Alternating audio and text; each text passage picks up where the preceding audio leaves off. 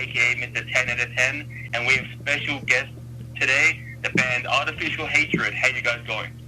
We're doing good. I'm John. This is Logan. What's up, guys? Singer, drummer.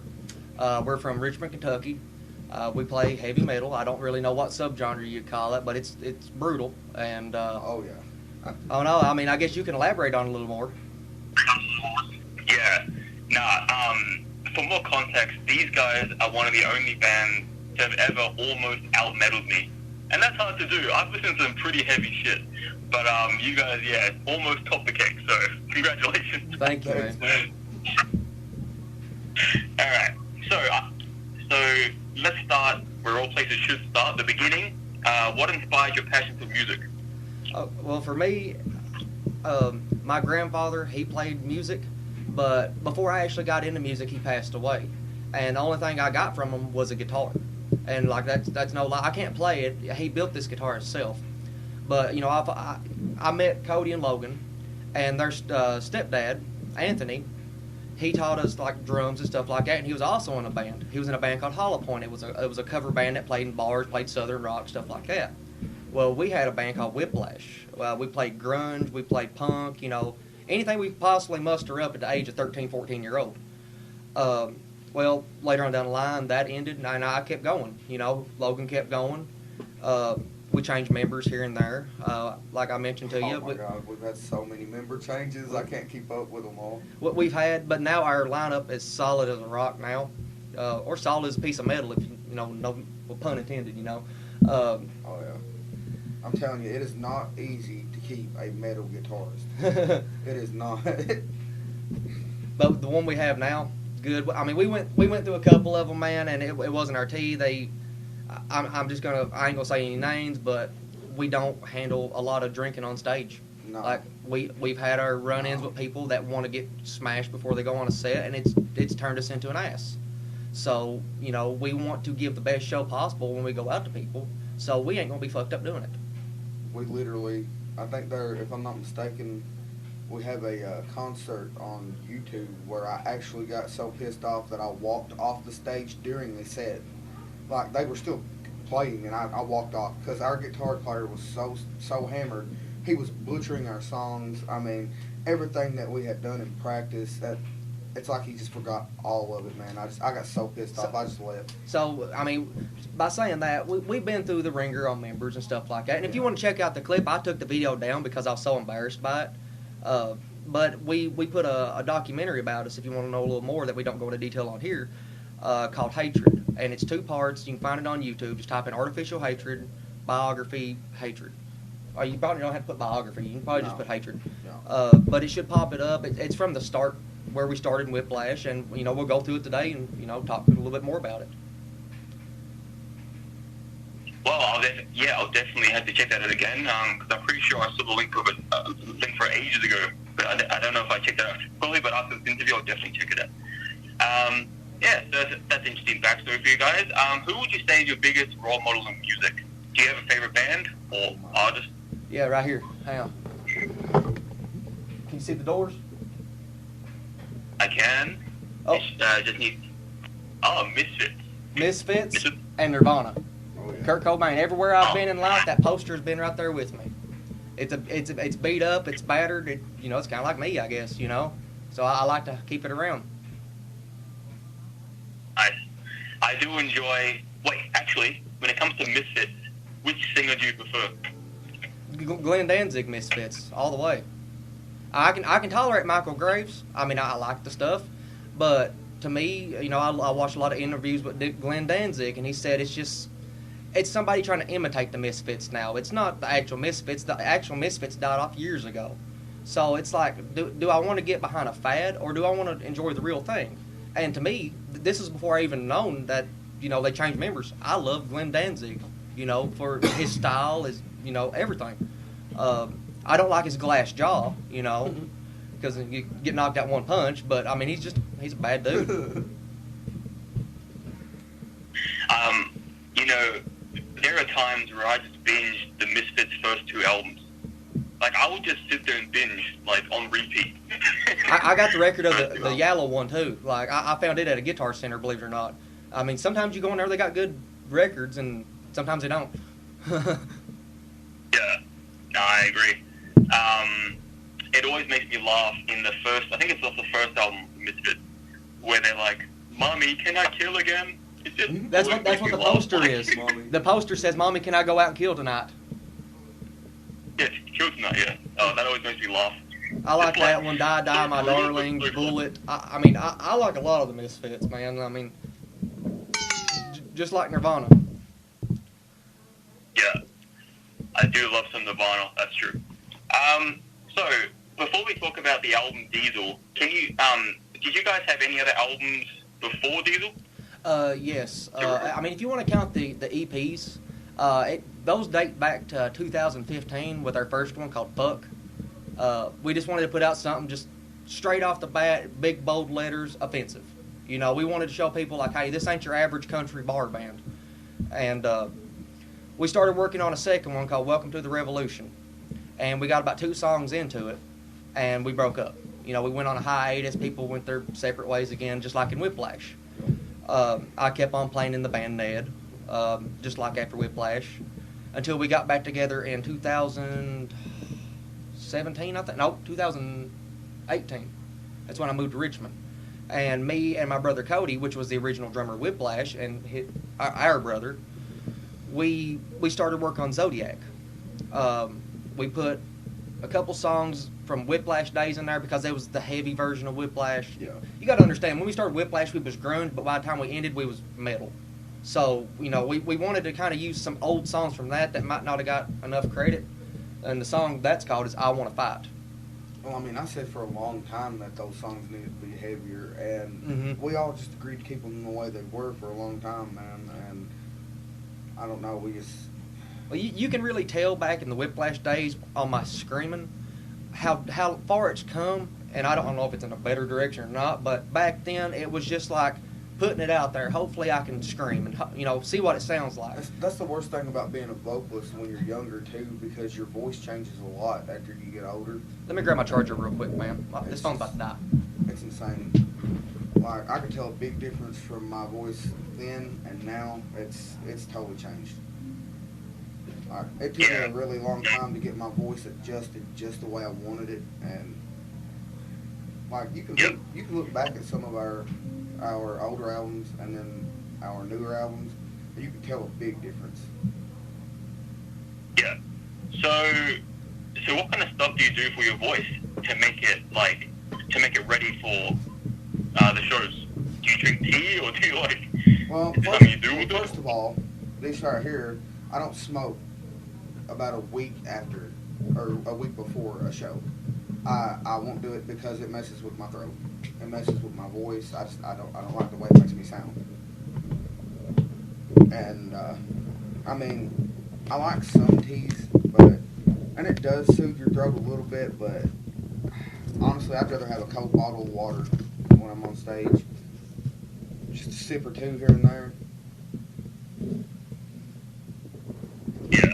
I like a good cold Mountain Dew, gingivitis in a can.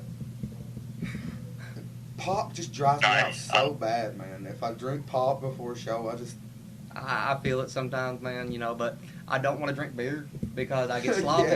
I get sloppy. That's true, too. So it's either water or pop for me, like. I don't know, man. Down there at the Sirens Club, I drank a lot, and I got on stage, and it was insane. Well, that was a wild night. If you haven't went back and watched that show at the Sirens Club, I mean, to tell you, man, they have lights going like nonstop, faster than the frame rate of an iPhone that can handle it. They have strippers swinging on swings in front of you while you're playing. Man, they got a hell of a sound system going down there. Like, I'm just going to plug Sirens Club right here. Great venue, small venue, but a badass venue. Oh, yeah, for sure. Now, continuing on, I just want to take a quick detour into drone. You said you were drone, correct? Before your transition to metal. I was the guitar player before. Yeah. Yes. So this is about that time. I talked a little bit about Zodiac, and we're coming up on Appalachian Antichrist. Some people call it Appalachian Antichrist, but the correct pronunciation, the way I pronounce it, is Appalachian. It is Appalachian. So I call it Appalachian Antichrist. And we had a big show built up at this place called the Thompson House in Newport, Kentucky. And our drummer, our brother Cody, he didn't show up. And that point was like, you know what? It's either we're gonna keep going or we're gonna give up. And we decided, why stop here? It's just another bump in the road. And we tried to reconcile with him. We was pissed off. We was sad. We was happy. Like we tried it every which way in the world to get him back in the band. And if you don't want to do it, that's fine. We understand that. We wish him well in the best of his journeys. A year ago, my attitude would have been completely different. But It ain't that I'm mad anymore. I'm just over it. So he left us high and dry on a show. I handed the promoter the ticket money and came home. And that sucks. Letting all our fans down, letting everybody down. So that's when I started playing drums. Because I mentioned before, Anthony Combs, he was in that band, but he taught us how to play drums, and he taught us very similar. So, the only person that could probably replace Cody was me, as far as style and, just history and everything like that goes. So, we got rid of Cody.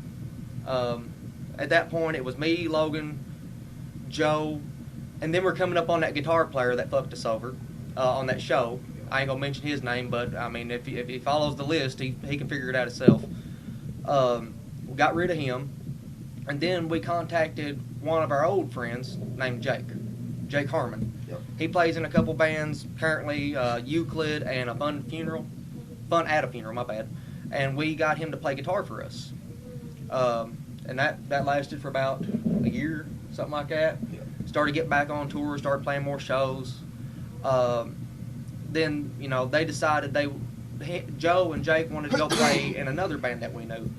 And we was fine with it or whatever, They quit Artificial Hatred. It was just me and Logan. So when we started recording Diesel, that's who it was. So all the way through the album, we're picking up members from this album going forward. Yeah.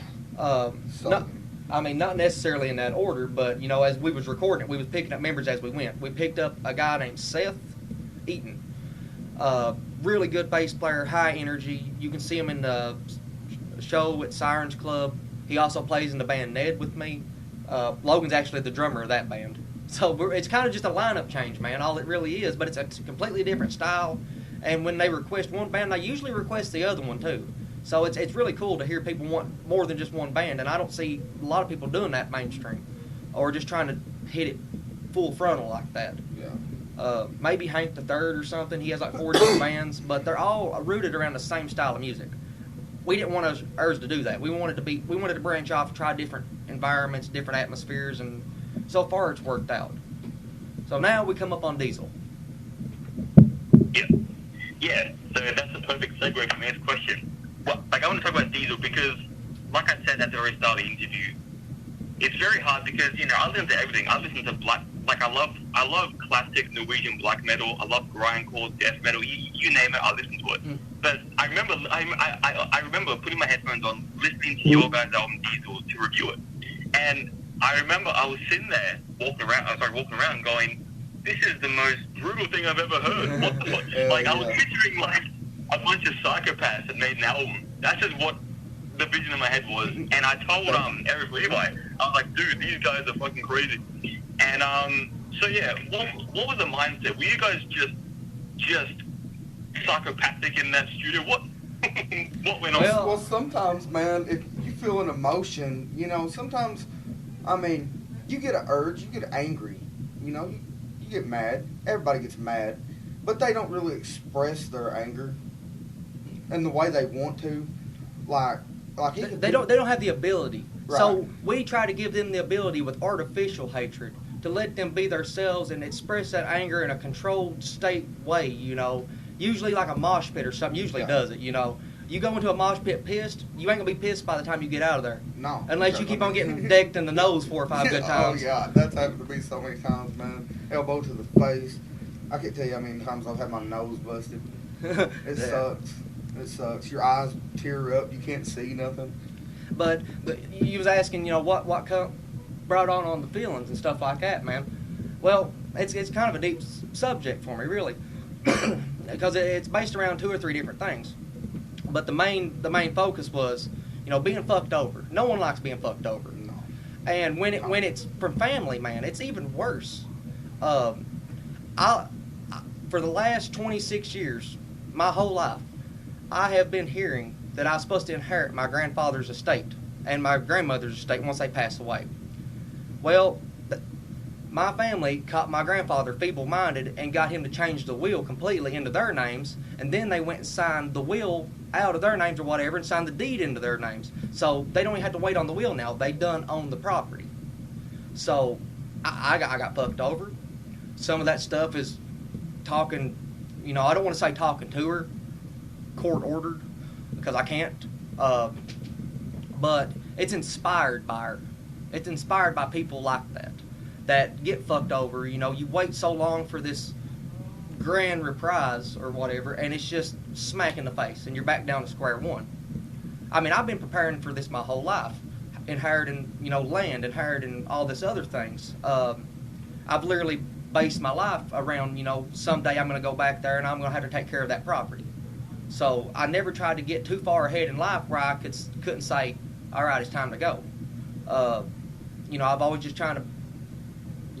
G.G. Allen put it the best way: living on the outskirts of life. You know, not doing heroin or anything like that, but just, you know, not trying to really settle down. You know, not stay on the road all the time, but just be there until that day comes, and then you can go back home and, you know, claim what's rightfully yours. And I'm not going to ever be able to do that. So I express it a lot there. And the deeper topic is really in a song called Fuck It, Let's Die. That song is written directly to my sexual abuser. When I was a kid, this reverts back to religion. I was raised in a very religious household and everything like that, going to church. If you don't go to church, it's a sin.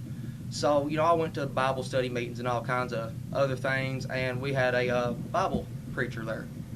He took advantage of me at 12, 13 years old. So, you know, it says some lyrics in there saying it's my mission in life to end your mission in life. And if it takes us both to die, fuck it. You won't never harm another child ever again if I have it my way. So, I mean, that's a direct message to him. Cops come, I don't give a shit. Fuck that guy. He deserves to rot in jail for the rest of his life. Well, yeah. First thing, you know, sorry for all the shit that you have to go through. You know, like, yeah, it's never easy to hear. So I can't imagine what going through it would have been like. But look, and this is coming. This is coming from a strictly music addict standpoint, in the fact that if that stuff didn't happen, you wouldn't have produced one of the hardest albums I've ever heard. It took that aggression to make it. So if there's any silver lining, it's that the music, you can see it, you can hear it. I mean, you can hear the pure brutality, which not many artists have that in their music. A lot of people want to follow a certain fad. You know, they want to sound like their favorite artist. Well, I got many favorite artists. You know, it's hard to sound like them all, but we try our best. And hopefully you can hear it in there. Hopefully you don't pin it like, yep, that's death metal. Or, hey, that's black metal. Or, fuck, that's groove metal. Because, I mean, truly, I think we're close to groove metal. But in certain ways, you know. I mean, we're kind of like around the Hatebreed stuff, but I don't want to call us... A couple songs, you know, we jumped off the edge into death metal. Yes, Maybe we have. And that's what I'm saying. Like, we don't just stick to one element. We try to go around so many different elements. Yeah. Well, let me tell you this. This album sounds like the alcoholic father of Hatebreed. Oh, this fuck is yeah. nothing like Alcoholic father of Hatebreed. Dude, I'll probably use that. I ain't gonna lie. That's all right. Yeah, that he put it best, man. Hey, I would like to open for them guys one day. Like, I did get into their music a lot more than, say, Five Finger Death Punch, you know, which is, they're kind of similar in ways. But Hatebreed, I watched an interview on this. A lot of bands tear you down, but not a lot of bands pick you back up or do it in the same setting. Hatebreed does that. It tells you, you know, you need to rebuild. You need to get with yourself. You need to get your head right. It don't say, you know, fuck it, we're losers. This is the end. Let's kill everybody. You know, even in our songs, we might say something like that, but it's rooted with a better message behind it. You know, kill a fucking pedophile or something like that. Don't kill a child. Don't harm a child. Don't harm the elderly. You know, shit like that. I mean, that's really what it is. I mean, we have a high moral standard when it comes, to what we want to do in life and how we were raised. Our moms raised us right, per se. That's a Southern thing. I have a story. I'm not sure if you heard about this. I don't know. I heard this years ago. I forgot where from, but obviously the band Slipknot. Obviously. Yeah, it's Slipknot. I love fucking Slipknot. Really? Yes. It apparently on their second album, Iowa, apparently all 9 members, or 9 members, apparently they were all in the worst slums of their life, and they chose to record the album because it brought out the hatred in them. Right. So that album sounds the most brutal because they're all none of them want to be there. Yeah. And so I love Slipknot. What got me into Slipknot, I mean, it's their mainstream album, All Hope Is Gone. And it's one of my favorite albums, but, looking back on it and hearing their interviews, they hated that album. They absolutely hated it. And I'm like, that's a good fucking album to me, but when you go back and look at the early Slipknot, I can see where they say, well, we might have sold out somewhere along the way. Because you watch their concerts, they're all over the fucking stage. They're left, right, fucking jumping in the crowd, all kinds of shit. And we want to kind of bring that back. We want to be the crazy-ass band on fucking stage that you never know what's going to happen. Oh, yeah. Oh, yeah, for sure. We don't want nothing seriously bad to happen, Like those people's faces at the Sirens Club, man. They didn't know what to think. And when all of them was standing back here at the bar, and I just started screaming at people. They walked up and was like, yeah, that's badass. Yeah, we had a guy.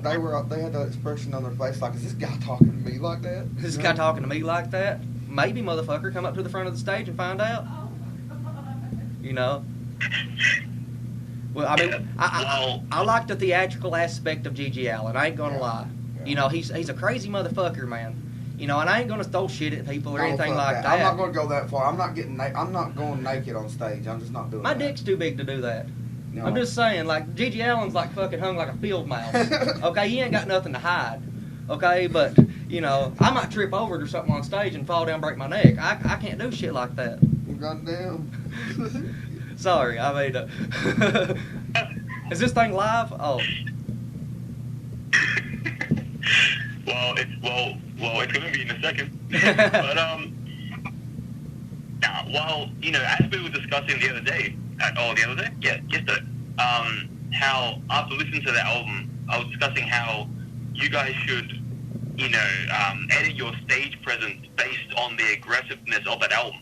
Mm-hmm. Now I know technically it's kind of hard because you're not always going to be that angry every time you get on stage. That's just not human. But try and become as brutal or as focused as you can of being despicable human beings on stage, so that the crowd are like, oh, these guys are hard motherfuckers. Right. Like these guys. I think of anything that can possibly piss me off. I want to get on stage pissed off. That's how I draw my crowd. That's how it is. I'm an asshole on stage, but I mean, you're either gonna love it or hate it. I mean, come at me, It's kind of the fucking gimmick, really, man, and it ain't really a gimmick because, like you've heard it, we've been through a lot of traumatic experiences. We have a right to be pissed off in ways, but as far as a hateful person, we're not hateful people. No, laid back, man. We use our artificial hatred to convey the message that we have to convey, and other than that, we're pretty nice, chill people, man. For real. Yeah. Well, yeah. Well, I'm looking forward to seeing what you guys will do in the future with live performances. See how much more, just how much, if at all, you change your presence and become even more brutal. Well, I will say this. I'll give you a little sneak peek. There's going to be a lot of blood. That's all I'm going to say. I guess I'm excited. All right. There's going to be a lot of blood. Oh, it's So you're gonna pull off like a Gorgoroth from Black Metal with a sheep head? Like, I don't know if we're gonna go as far as like fucking, on stage or anything. But yeah, I mean, we're trying to. We have like let me find it here. Where's the rolling tray? Hand me the rolling tray. We make these trays, man, and let me see if you can see it good on here. So if you see our trays, it has the blood splatter effect on it. You know, and these are general purpose trays that you can use for anything. And we kind of incorporated that blood aspect into our stage get-ups and performances like we always wanted to, but we never knew how. We figured it out, and it's gonna be brutal as fuck, dude. You know, not to toot my own horn or anything, but I can't wait to see people's reactions when we show up there in Bradley, Illinois, next Friday. Nice. Well, the first thing I want to say is send me one of those trays. Second of all, that's a dope idea. I love it. We're gonna get you some merchandise. We're actually cooking up some CDs right now, dude. Some actual physical copy CDs. I don't know if you can play CD, but I'm gonna send you one anyway. You know, the way you can have it. Nice. And if I give them a time, I'll get everybody's band signatures on it for you. You know, if you want them. It might be worth money someday. Maybe. Hopefully. Yeah, hopefully that day comes. Hopefully. You know. Hopefully we make you a rich person one day. Yeah, we're going to send you a... Go ahead, I'm sorry. Oh, no, sorry. I was just going to say, send me a couple of packets of cigarettes as well. Oh, yeah, we got some stickers rolling coming this way. I would send you a lighter, but I don't think I can ship lighters, unfortunately. Because they can't even ship them from Chicago to us. We got to go up to Bradley, which is about an hour from Chicago, meet this guy when we play the show, and he's supposed to bring us our lighters. So, what? Yeah, you can't ship lighters for some reason. You can if you have special licenses for it, but this guy don't. Right. He makes custom lighters for bands and stuff like that. He does stickers for bands. The band he's in is Her Worst Nightmare. So if you ain't checked that band out, that band's fucking brutal too, man.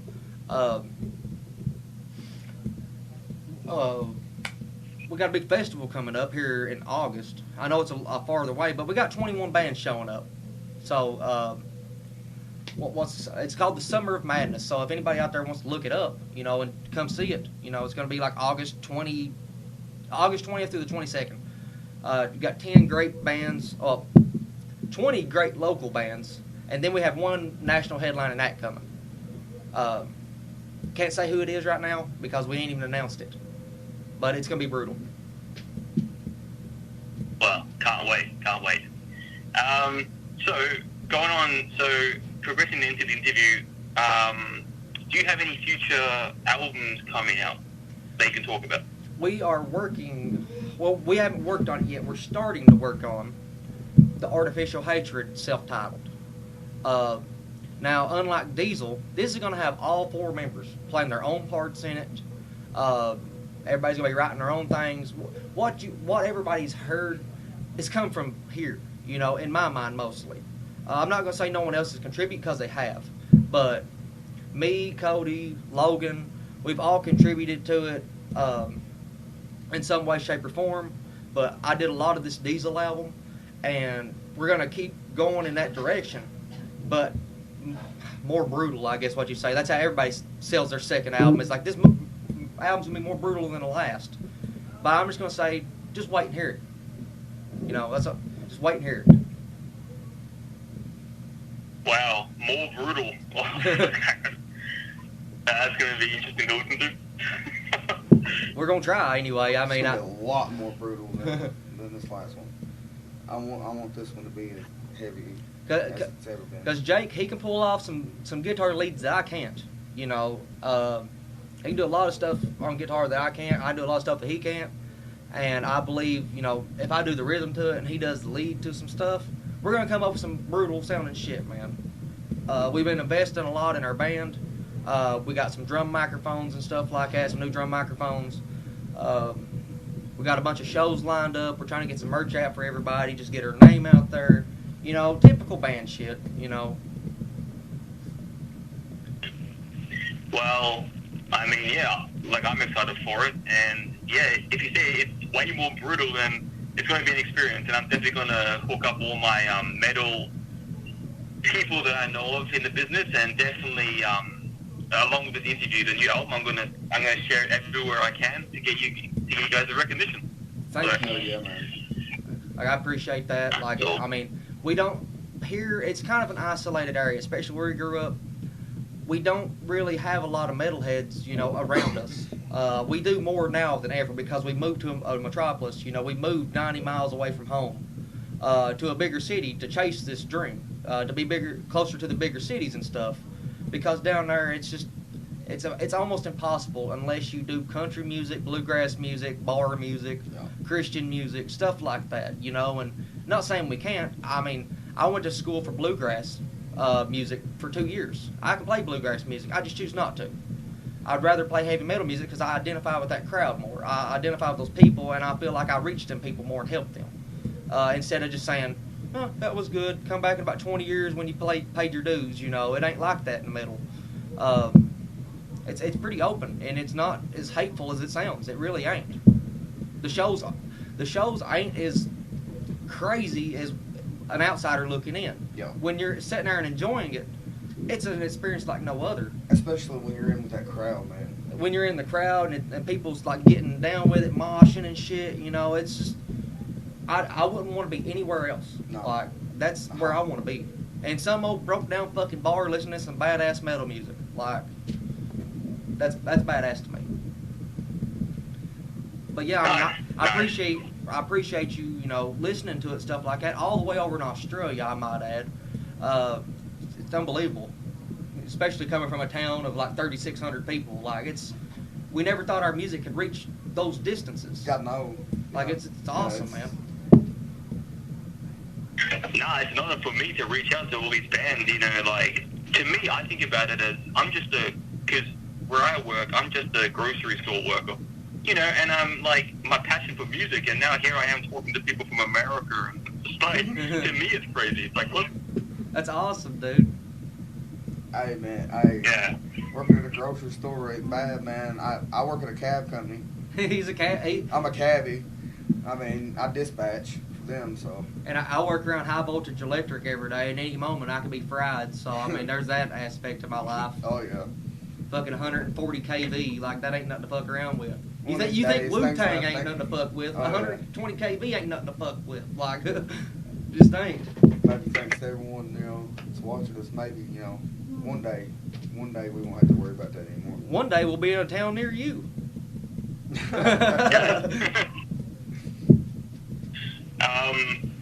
So this is probably the aspect of the interview that will bring the most attention, because I interviewed Ash to Dust the other ages ago, They're really and cool. I asked him this question, and his outlook was interesting, so I want to hear yours. What is your opinion on the most underrated and overrated metal album of all time? You talking about Saint Anger? Yeah. No, what's the most overrated metal album? Yep. Oh, you're asking me which one it is? Yeah. Yeah. Okay, the most underrated metal album. God, it's such a broad spectrum, man. The best one that nobody thinks about, man. My God. The best one that nobody ever thinks about. What what kind of metal are we talking about here, though? Because we got all kinds of... I'm thinking of one right now. I mean, you got Motley Crue, it's glam metal. I mean... Well, I got two choices for my most underrated. I have Megasis. They're self-titled. No one's probably ever heard of Megasis unless you've played Guitar Hero 2 with the song Red Lottery. That's that band. They're fucking sick, phenomenal. You got one? I'm trying to think of my second one. I'm trying, man. I mean... Yeah, honestly... I got a couple of overrated ones. What's a couple overrated ones? I want to hear those. Megadeth. Yeah, I don't really care too much for They are so Megadeth. fucking overrated, it ain't even funny. And then Five Finger. Okay, let me explain something about Five Finger. I went and seen them Okay. live, okay? I was a fan before that. I was too. I watched them live after you guys went to that concert. I wanted to go so bad. But I got on YouTube and watched a couple of their live ones, and they don't have energy. It's not fun. I didn't find it fun. If you want to look up Megasis, they're from Providence, Rhode Island. They're one of the main contributors to starting a noise scene up there. I don't know if it's considered metal, but to me, that shit's fucking heavy, dude. Like, I ain't gonna lie. Like, it's pretty heavy. Crank that sumbitch up all the way to like 11. Maybe even go to 12. Shit. Well, you know, in my opinion, one of the most underrated metal albums. I'm not sure. It seems to me not many people are familiar with this, but the first ever debut Anthrax album before with the original singer, the high pitch guy, Metal Thrashing Lad. Okay. I think that's what it's called. Well, I kind of got an underrated Anthrax one. SOD. I love SOD. Stormtroopers of Death. I think that's what they're called. Stormtroopers of Death. I'm pretty sure. Yeah. So like the first. Metal. That's what it is. Yeah, you like the first one. I like the last one. You know, after Anthrax, I guess, was kind of done for a while. I seen Anthrax about 2 years ago. They opened for Slayer. Brutal. That's when I realized that's a big boy mosh pit, okay? I got to get used to that. You're going in a circle. If you trip, you're fucked. Oh, yeah. Somebody grabbed me on both sides, picked me up, and dragged me around this goddamn mosh pit and threw me out. And I was walking back to my friends. I was like, I'm done moshing for tonight, guys. This fucking sucks. Like... Shit, I'm used to going to a Creature of Exile or Left to the Wolves mosh pit. It's a lot different. It ain't a lot of circles. It's like... Oh, yeah, it's like everybody pushing each other around. That's one thing I don't like about one of those mosh pits is you got people slinging their arms from side to side just punching the shit out of you. And I'm like, dude, pop. I'm going to make a public service announcement. No goddamn judo kicks in the pit. Don't fucking bring your leg up here like this and fucking kick somebody. I call this the monkey fist. I hate people do that, man. Yeah, fucking. It just makes me want to punch somebody out the mouth. I got a signature one. It's called the windmill. You do kind of like a Peter Frampton or whatever the fuck it is, and you just start backing up into people, and they fucking move. You know, but yeah. So the most overrated metal album. Oh God. I'm telling you, overrated. God damn, there's so many overrated metal albums. I'm gonna have to pick a fucking Megadeth one probably, man, because I'm not a Megadeth fan I either. told you, it's the most overrated metal band that I've ever seen is Megadeth. No. Periphery. Straight up, hands down, Periphery is the most overrated metal band. I don't know, man. I'm not a big fan of Periphery. I'm even a lesser fan of their fans sometimes because on how much it's like, look at this Periphery album. It's the greatest fucking thing you ever seen in your life. They're almost like Tool fans in a way. But I mean, I like Tool. I can't lie. But Periphery. Final answer. Final answer. You know, I've got another album. Like, to me, this album doesn't deserve a quarter of the hate that it gets. Like, I'm not saying it's underrated, but I don't think it's overrated either. Death Magnetic by Metallica. I do like that I one. enjoy that album. Dude, like, Many people don't. I was graduating high school around that time. Like, I like Death Magnetic. You're the only one. And I'm going to be the only one on this, too. Like, I thoroughly enjoy Saint Anger. Minus the garbage can snare drum. Before then, people probably did look at that album and say, you know, what the fuck is this? But when you're looking back on it, there's been so much shit to come along the way that it just kind of went up the ladder and said, you know, it's kind of all right now. To me, it is. Yeah. I love 90s Metallica. I love 80s Metallica. Yeah, that's me, man. I like their older shit. I mean, I'm down for all their older shit. No, I mean, the first album I ever got was Master of Puppets, my favorite song has to be Bad Attitude, man. Mine's Battery. I can't help it. I love Battery. Fuel is a good one, and One. Fuel and One and fuck. Enter Sandman. What's that? Crimson Clover, whatever. Fuck. It ain't Crimson and Clover. Unforgiven 1 and 2 was the shit. It's the one where they had the orchestra behind them. But we're talking about Metallica. This is not Metallica's interview. I wish one day. One day. We'll open for them and you'll interview them. All right. Yeah, that would be so cool. And then, like I can just read them all the hate comments they get for the new stuff. We better hurry up, boys. They're getting old, man. Have you seen James Hetfield lately, dude? I've seen him. If I ever get to meet Lars Ulrich, mark my words, I'm going to walk in. The first thing I'm going to say is, here's your snare drum for the night, Lars. And it's going to be a trash can. It's going to be an aluminum trash can. But when they open it up, it's going to be full of beer and all kinds of fucking shit, you know? So it's like, here you go. Ice and beer. I don't know if they're Alcoholica anymore. They was Alcoholica there for a while. I don't think they do. Yeah. Yeah, they probably don't. I probably won't offer them a beer. I'll probably offer them like a Bible or something. I don't know. A Bible. I don't know what they're into anymore, man. They probably slap you in the fucking mouth. What do you do? Like, how do you greet Metallica? Hi, my name's John. You're Metallica. Bye. Like, hey, what's up, man? I'm a huge fan. There you go. well, see, we're still back on Metallica. Fuck. See, Metallica's just a good fucking band all around. I know, man. I mean, People give them so much shit. People give us so much shit too, man. And we're just trying like everybody else. You know, really. Yeah. All right. Well, look, this is the last leg of it, and normally, yeah, with the last leg, I just want to say, do you have any shout-outs or plugs or you know, anything you want to shout out to anyone before we finish off? How much time you got? No. I want to shout out to all my people at Bloody Breath Studios. I didn't mention it, but I'm the owner of Bloody Breath Studios too, and I just want to say thank you for everybody for doing the albums for us, putting in the time, putting in the work, helping a lot of artists just like us. I promise to every artist out there that follows along with us, you know, on Bloody Breath Studios, wherever we go, we're gonna try to get you to go to. You know, it's up to them though. We can't force anybody to go do, you know, a major show anywhere, but we will give them the opportunity to say yes or no, and that's more than some people will. I also want to plug Misanthropic Records because Eric has been, you know, real good business partner with me. We've been friends. At times we've been enemies, but now we're friends again. Real nice dude. Like, he really is, and he cares a lot about the music scene and the metal scene and stuff like that. You want to shout out to anybody while I'm thinking? It takes me a while to think. While I'm thinking, nah, man. I think you pretty much covered it. No. There's one person I left out. Shauna! I do kind of wish the whole band was here. That'd be fucking awesome. Come here! I mean, so, Jake, Seth, you watching this? Sorry, guys. Love you. Alright, I want to introduce everybody that shows the world artificial hatred through the eyes of a video camera. This woman right here, her name's Shauna Chenault. Get down here. Get down here, he says. Hello. You're talking to Australia. Cool.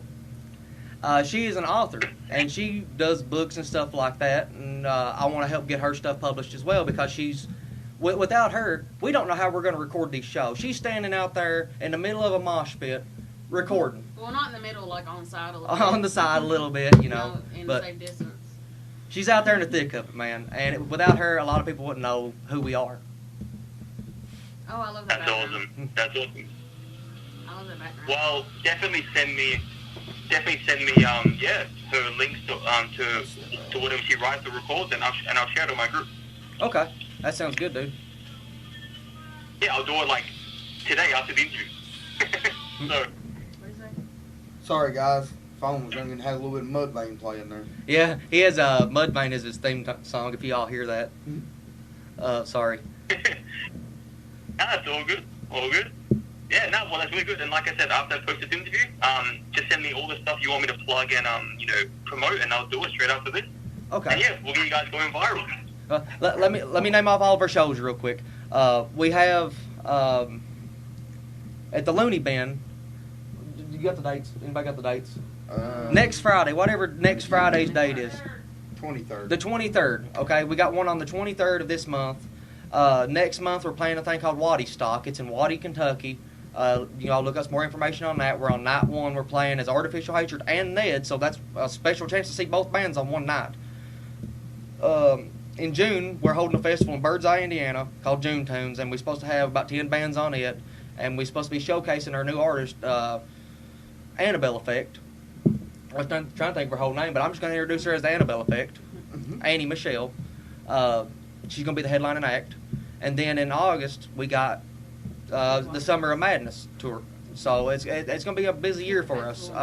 We would schedule more, but we just don't know how we're going to do it and pull off a job and make sure everybody's schedules and shit too, man. Like, all of us work jobs and we just try, so. Festival of May. I said that. But yeah, I appreciate you letting us on here and, telling the world, our story and stuff like that, man. It's awesome. Yeah. Hell yeah. It's definitely my pleasure, and it's so good to talk with you all. And you all seem like very nice people. And yeah, Don't worry. Don't worry. I'm making my mission to make this go as viral as possible. Thank you, Uh, man. Yeah, man. We- We appreciate it. We really need people like you. That's awesome. Yeah. All right. Well, yeah. This is the end. I will publish it, and then I'll tag you in everything, and you can watch the views skyrocket. Awesome, All dude. right, man. Cool. That's badass. I love that. Thank you. All right. Thank you guys for your time. Thanks, man. Thanks. We appreciate it. Later. Thank you. Later. See you later. Bye. All right. Yeah. I'm gonna go ahead and turn off the audio. Yep. All right. I'll talk to you later.